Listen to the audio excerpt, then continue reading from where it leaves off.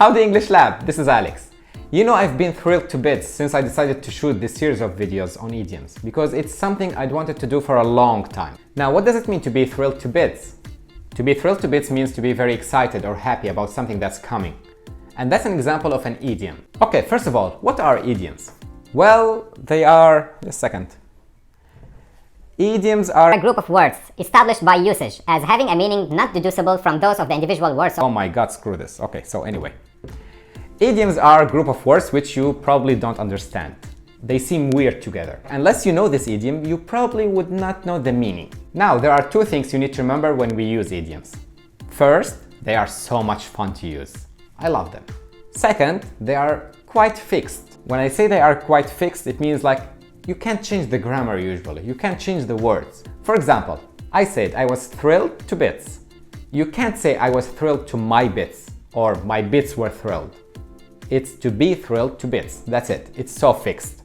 Remember this when you use idioms. So this is how it's gonna go. We're gonna divide this series into different videos on different topics. For example, this video is gonna be about idioms connected to body parts. What I'm gonna do is explain the historical background of each idiom, the meaning, some examples on how to use it correctly. So let's get the ball rolling.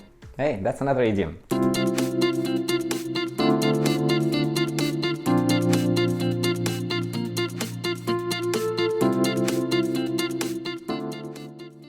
Okay, let's start with this idiom.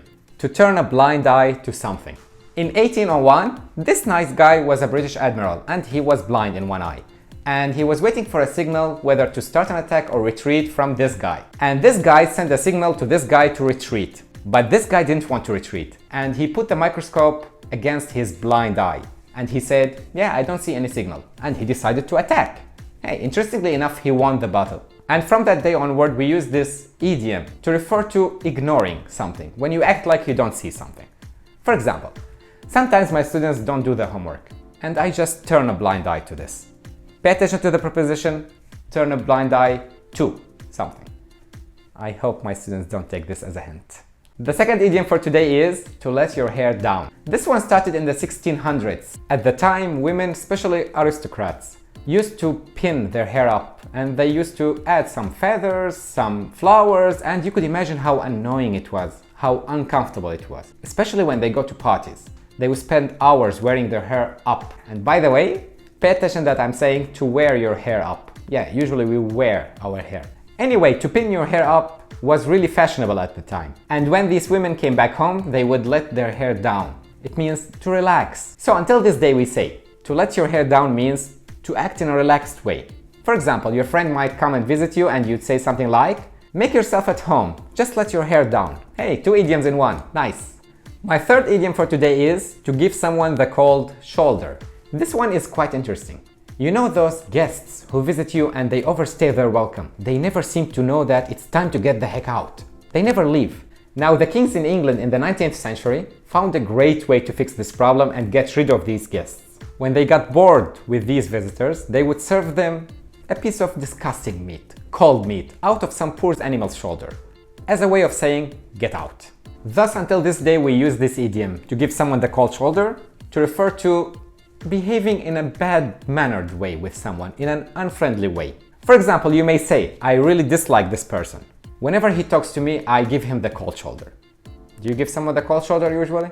Finally, moving on to be caught red-handed. This one actually is straightforward. When people got caught with blood on their hands after committing a crime, well, let's just say this was enough evidence to be convicted. So we still use this idiom today to refer to someone being caught while doing something very bad. For example, some student likes cheating while in the exam, and he or she was caught while cheating. We can say something like, the student was caught red-handed and was expelled immediately. So if you don't want to get caught red-handed cheating at an exam, the best thing to do is to sign up for lessons at English Lab. This way you won't have to cheat. Okay fellas, I hope you liked the first video in this series. Let us know in the comment which idiom was your favorite and if you have any questions. Thank you for watching. See you in the next video. Bye bye.